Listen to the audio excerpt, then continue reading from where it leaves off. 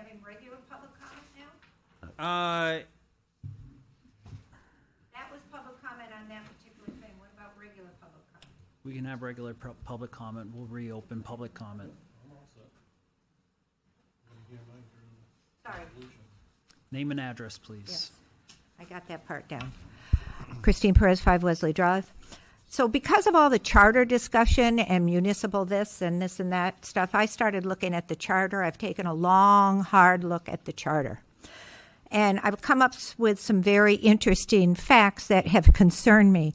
Article 3.2, adoption of rules. Since public comment is not mentioned in the charter, but is part of the town council rules, there appears to be absolutely no reason why the town council cannot just vote to include public comment at the end of the meeting as well as at the beginning.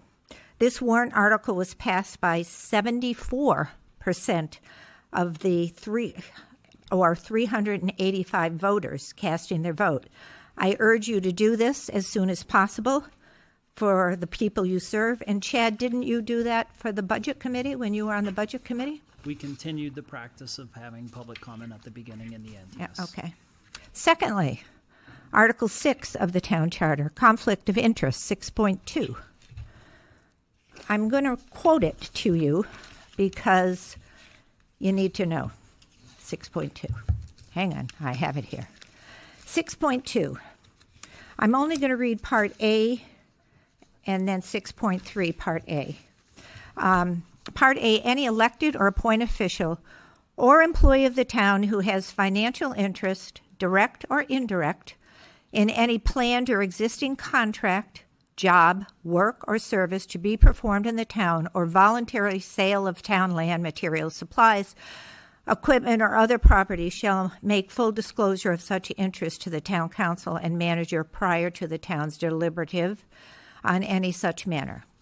6.3a, no elected or appointed officer or employee of the town shall take part in a decision concerning the business of the town in which that officer or employee or member of his or her family, directly or indirectly, has a financial or other gainful interest which may affect his or her vote in favor or against that business, aside from his or her salary, such as officer or employer, greater than any other citizen or taxpayer. I did check with a lawyer about this because the last part I didn't understand. It basically says that if you're trying to negotiate your own salary, at that point you can talk, okay?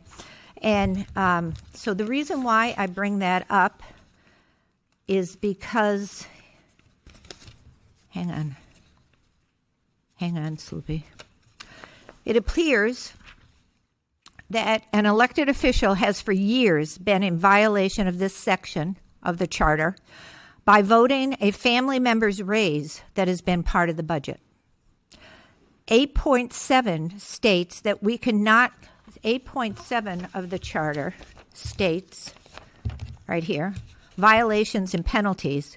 All willful violations of provisions of this charter, unless otherwise provided, are here declared to be misdemeanors, and all such violations and all violations of town ordinance for which no other punishment is provided shall be punished by a fine in record with state statutes.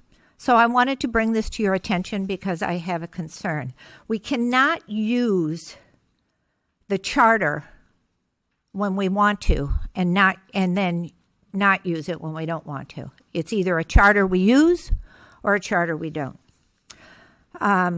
Finally, it's been a year since we had the reorganization of the planning department. And we have a website that does not provide the public with information that it did a year ago, which I have discussed with Kelly, and I'm hoping we're coming to a solution to that. And it is my understanding that we have an individual from the Southern New Hampshire Planning Commission coming back at the exorbitant rate of over $125 an hour. it appears that the reorganization only provided a more costly and less transparent outcome for the citizens of the Ms. town. Perez, you have 15 seconds left. Or your 5 Okay, minutes. okay. So that's what I wanted to say. And once again, that's unacceptable. Unacceptable. Thank you.